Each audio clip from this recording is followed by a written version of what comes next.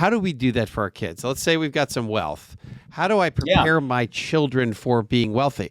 Do I say, you don't have to go to school because we're wealthy? Or do I? Yeah. Yeah. No, it's a good question. And to me, I refer to the traditional estate planning model as the 4D model. Dump, divide, defer, and dissipate, right? We dump the money down to the next generation. We divide it up equally. We try to defer any taxes and we dissipate the wealth. It's a shotgun approach to wealth transfer, and that's part of why it doesn't last. I recommend what I call the 4P model. Again, purpose, help your kids have an understanding. And what we're finding more and more with children, millennials down, is they don't know who they are, they don't know what they value, and they don't know what they believe. So if you can just help your kids have an understanding of that, you're setting them ahead. So help them with purpose. Yeah. Second is participation. Mm-hmm. They need to participate in age-appropriate ways with the family, and they need to have responsibility. You know, we throw out the word entitlement all the time, and you see, those kids act entitled, or this person's entitled. Entitlement really is a focus on rights without any responsibilities, right? Enslavement is when you only have responsibilities and you don't have rights.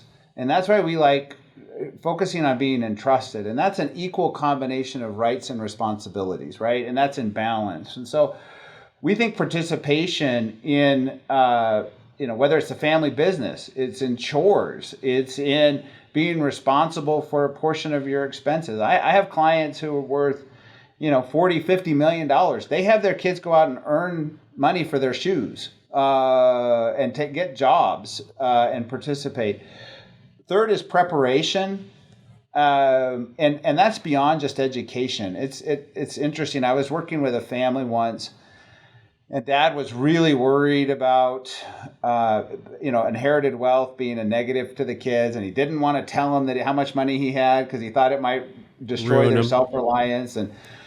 And it was fascinating. So we had a family discussion. And in the midst of that, one of the kids said to Dad, we don't want your money, but you're really good at making it. Can you teach us how to make money? And he had honestly never even thought about it. And so what he did is they created separate little LLCs, and he invested with each of his kids, and they learned what's a stock, what's a bond. They learned how to look at real estate and how do you determine what's a good purchase and how do you cash flow it. One wanted to start a business. Okay, how do you look at that? So he was able to mentor them. And we used to do this. We had apprenticeships, right? And we would teach our kids. But unfortunately, so often we outsource that education and we're bypassing opportunities to prepare kids. And then the last is perspective. It's no fault of children to assume that how they grow up is how everyone grows up, right? And so I think helping people understand, serve others, travel the world, see what it's like around the world. Yes, go to beautiful places, but go to places where there's struggle and trial and difficulty, not to make you feel guilty, but to understand the opportunities that you have. I had a client once, they were going to Hawaii for 2 weeks and they were renting a beach house, $25,000 a week for 2 weeks. And they took all the kids. And he said, I don't want my kids to get the wrong perspective in life, so I'm going to make them fly coach. And I was like, well, that'll keep them grounded. There won't be any issues.